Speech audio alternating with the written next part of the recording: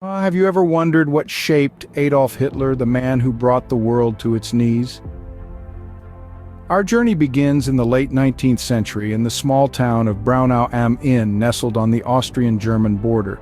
In the year 1889, a child was born here who would grow up to change the course of history. His name was Adolf Hitler. His early life was a complex interplay of relationships and ambitions. He was the third child in his family, born to Alois Hitler, a stern and somewhat distant father, and Clara Polzel, a doting and protective mother. The dynamic within this family unit greatly influenced Hitler's formative years.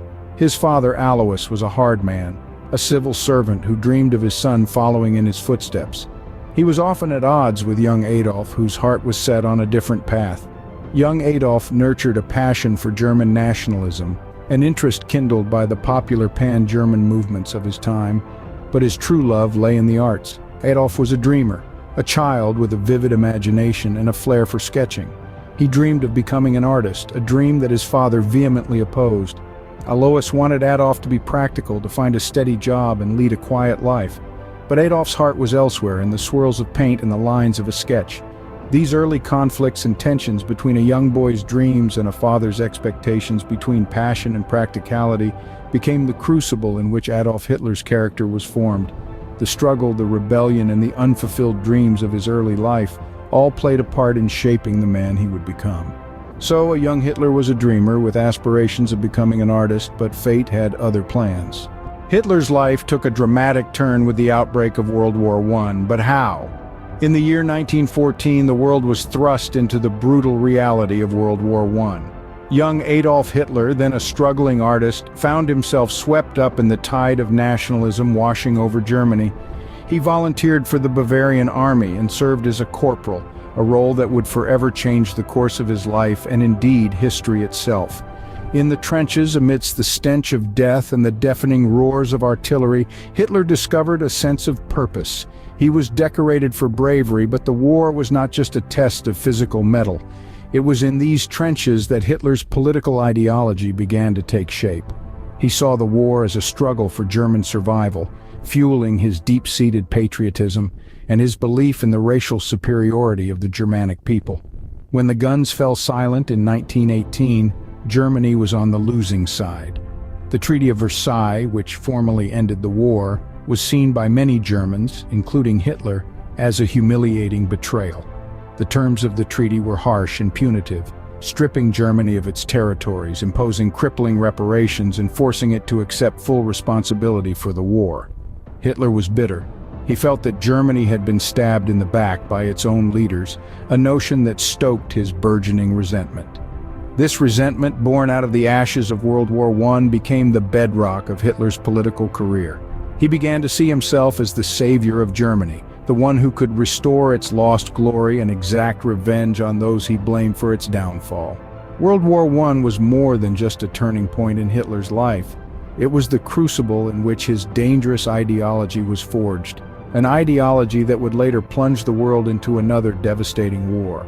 From a soldier to the Chancellor of Germany, how did Hitler rise to such power? In the aftermath of World War I, Hitler found a new purpose within the ranks of the German Workers' Party. This small political group, which held nationalistic and anti-Semitic views, resonated with Hitler's own beliefs. His charisma and oratory skills quickly propelled him to the forefront of the party, and soon enough the German Workers' Party was renamed, becoming the National Socialist German Workers' Party, or more infamously known as the Nazi Party. In 1923, Hitler and the Nazis attempted to seize power in a failed coup known as the Beer Hall Putsch. The fallout resulted in Hitler's imprisonment, but this setback was merely a stepping stone. While confined, Hitler penned his manifesto, Mein Kampf, a work that outlined his political ideology and future plans for Germany. Upon his release, Hitler was more determined than ever to ascend the political ladder. The economic turmoil of the Great Depression provided the perfect backdrop for Hitler's rise. Playing on the fears and frustrations of the German people, Hitler promised stability and prosperity.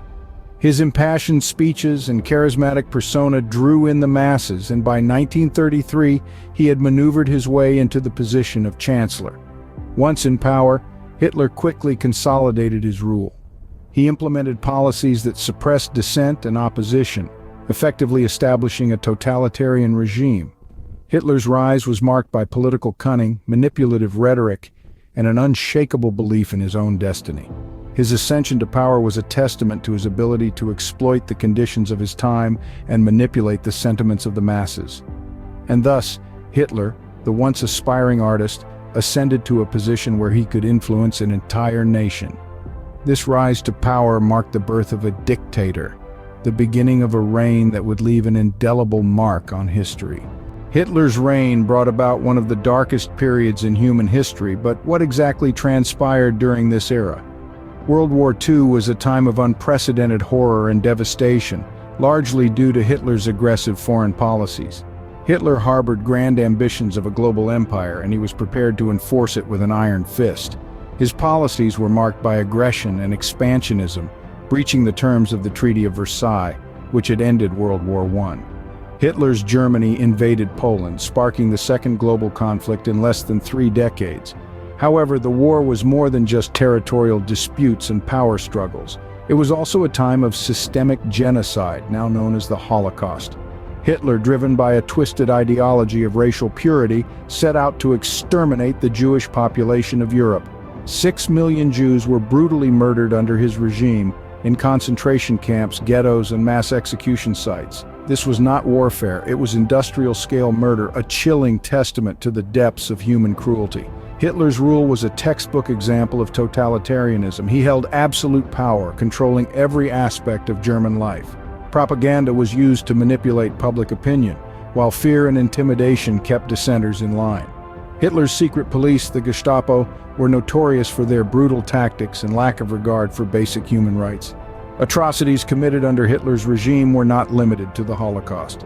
Millions of others, including political dissidents, disabled individuals, and those deemed racially or ideologically impure, also fell victim to his reign of terror. The world stood aghast as it came to understand the full extent of the horrors perpetrated under Hitler's rule. Under Hitler's rule, the world witnessed atrocities of an unimaginable scale. It is a chapter of our history that serves as a stark reminder of the destructive potential of unchecked power and unchecked hatred. Every reign has an end, and so did Hitler's. But how did this dictator meet his end? As the final days of World War II unfolded, Hitler found himself cornered. The Allies had penetrated deep into German territory, and the Red Army was closing in on Berlin. Amid this chaos, Hitler retreated to his bunker, the Führer bunker, a hidden fortress beneath the Chancellery in Berlin. Here, Hitler spent his last days not as the formidable dictator he once was, but as a man consumed by paranoia and defeat. His dream of a 1,000-year Reich was crumbling around him, and the once invincible Hitler was now a shadow of his former self. As the situation outside worsened, Hitler made the decision to marry his longtime partner Eva Braun. Their marriage, however, was a brief one. Just a day after their wedding, on April 30th, 1945, Hitler and Braun bid their final goodbyes to the bunker's occupants. They retreated into a private room, and there they ended their lives. Hitler took a cyanide capsule and shot himself, while Braun chose poison.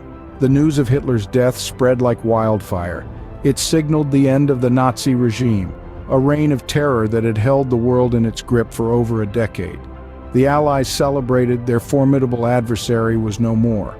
Germany surrendered unconditionally, marking the end of World War II in Europe. In the aftermath of Hitler's death, his body was burned in the Chancellery Garden as per his instructions. The Führer bunker was eventually destroyed, and the remnants of Hitler's regime were dismantled. The world breathed a sigh of relief as one of the most brutal chapters in human history was finally over. With Hitler's death, a brutal chapter in human history was finally closed. The legacy of Adolf Hitler serves as a stark reminder of the horrifying consequences of unchecked power and prejudice. His life and death will continue to be studied, dissected, and remembered as a testament to the darkest corners of humanity's potential.